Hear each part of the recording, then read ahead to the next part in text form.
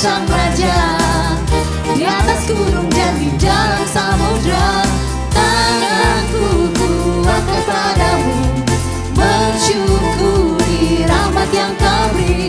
Kakiku melompat bagimu, sebab rahmatmu baru setiap pagi.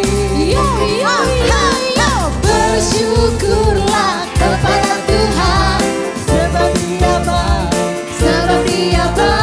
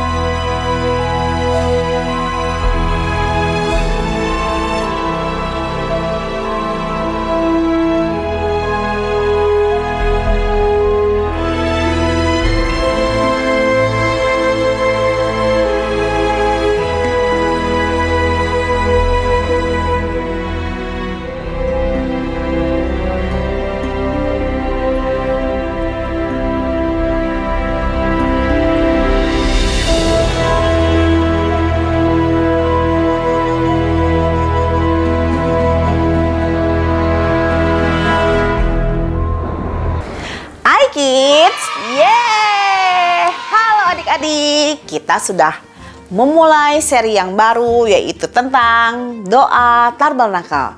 Apakah kalian ingat apa yang sedang kita pelajari sepanjang tema ini? Ingat nggak? Ayo diingat-ingat. Kakak kasih petunjuk ya.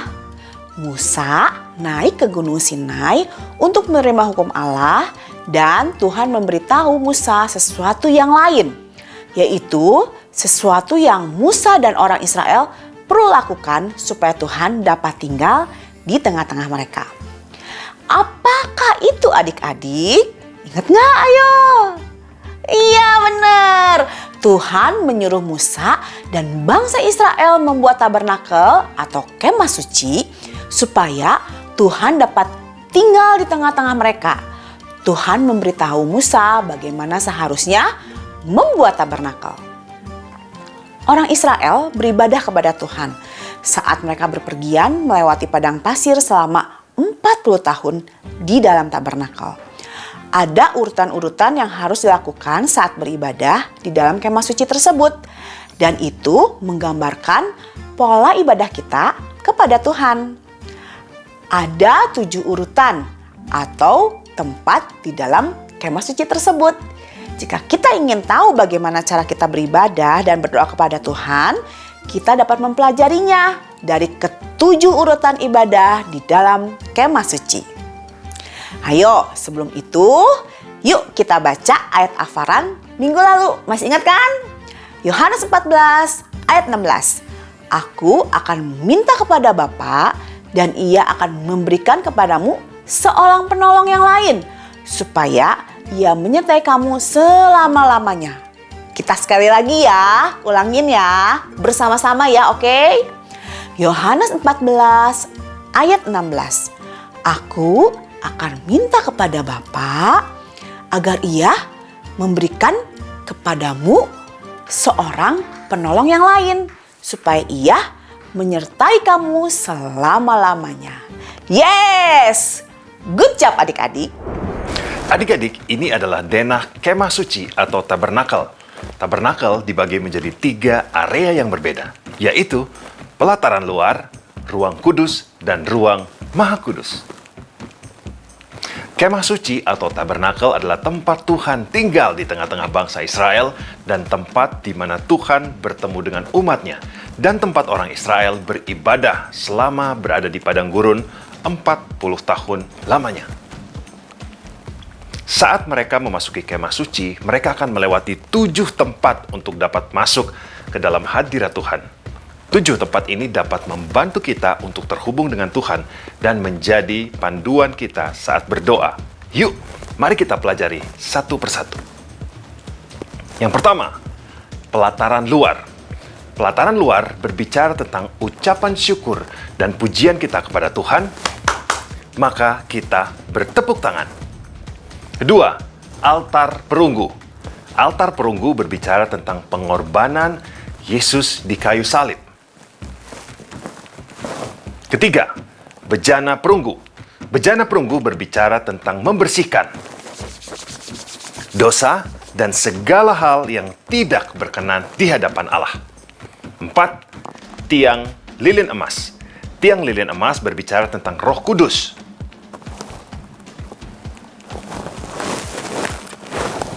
5. Meja roti persembahan. Meja roti persembahan berbicara tentang firman Tuhan. 6. Mesbah dupa.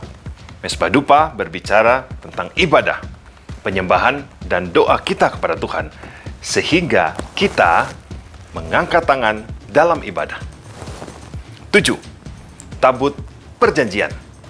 Tabut perjanjian berbicara tentang persekutuan dan keintiman kita dengan Tuhan. Jadi, dalam tema ini kita akan mempelajari lebih dalam tentang ketujuh tempat di dalam kemah suci atau tabernakel. Ketujuh tempat ini menggambarkan kehidupan doa kita kepada Tuhan, sehingga kita akan mengerti bagaimana kita dapat berdoa kepada Tuhan.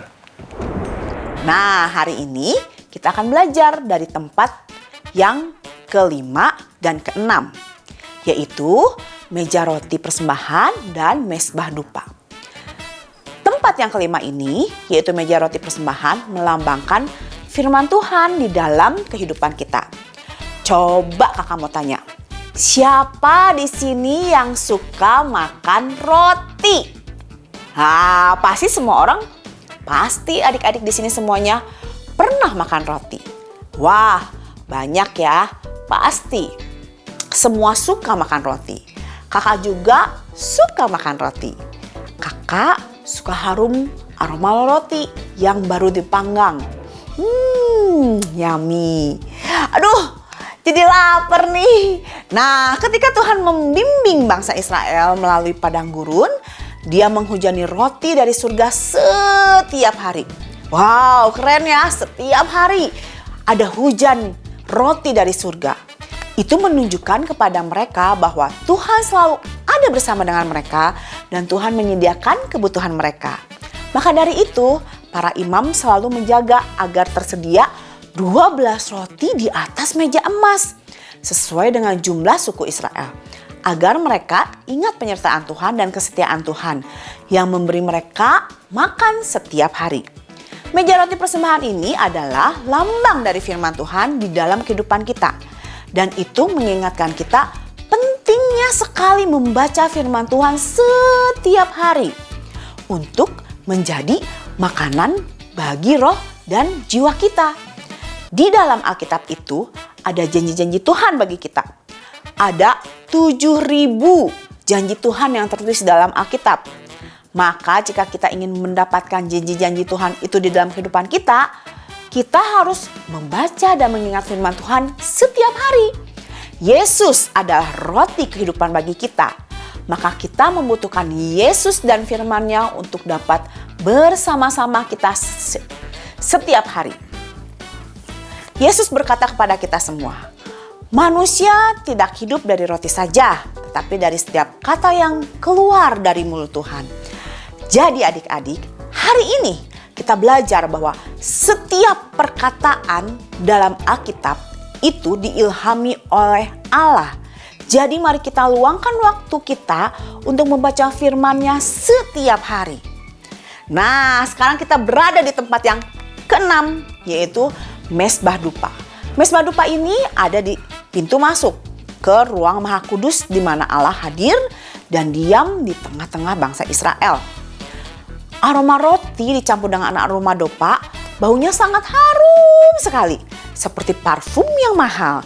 Setiap kita pasti suka menghirup aroma yang harum kan?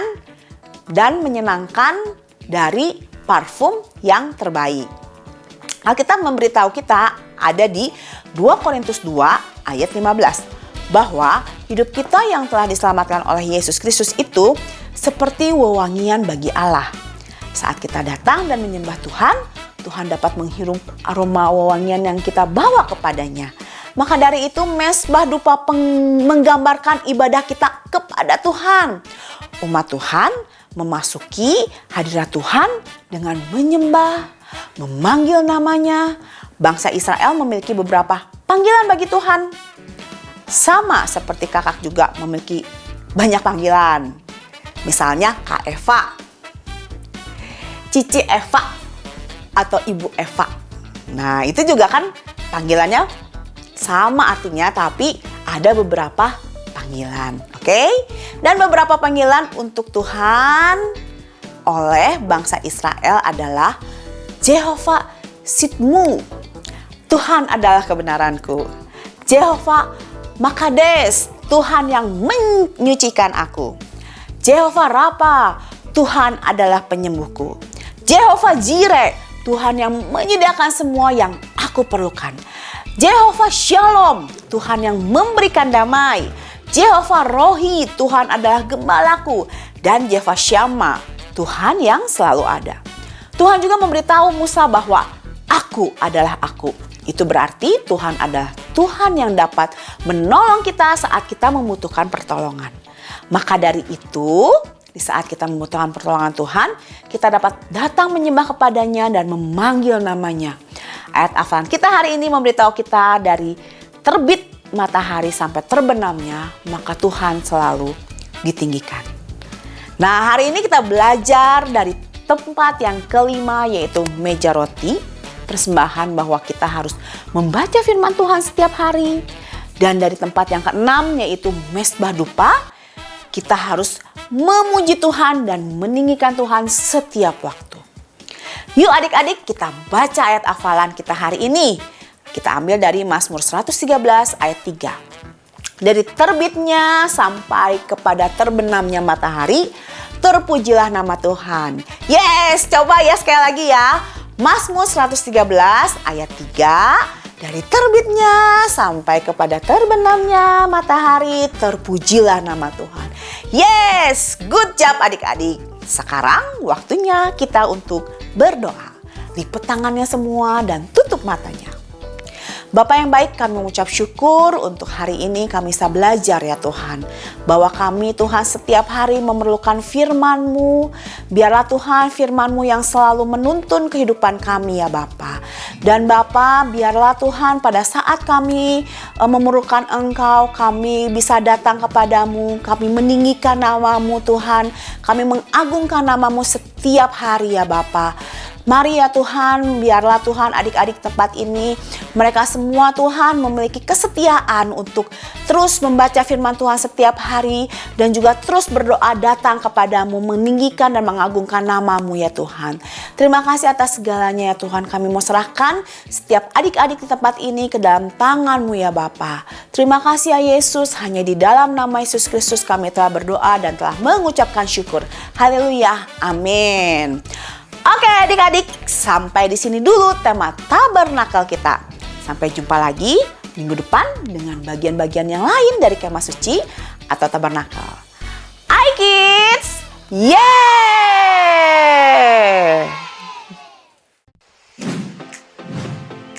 Saatnya kita memberi persembahan. Teman-teman bisa meminta bantuan papa mama untuk melakukannya. Persembahan bisa diberikan untuk Tuhan dengan 3 cara. 1. Transfer bank. Lewat rekening BCA dengan nomor 0088991110 atas nama JKI Inspire Community Center. 2. Electronic giving. Scan barcode lewat aplikasi mobile bank BCA, UOB, Permata, Danamon, OCBC NISP, Maybank, Mega, Sinarmas, Nobu, KEB Hana, dan menggunakan aplikasi GoPay, OVO, Dana, Sakuku, Link Aja, T-Money, dan BluePay. Dan yang terakhir, memberikan secara langsung di kotak persembahan di lobi gereja ICC. Mari kita memberikan persembahan yang terbaik ya. Tuhan memberkati. 2 Korintus 9 ayat 7. Hendaklah masing-masing memberi menurut kerelaan hatinya, jangan dengan sedih hati atau karena paksaan, sebab Allah mengasihi orang yang memberi dengan sukacita.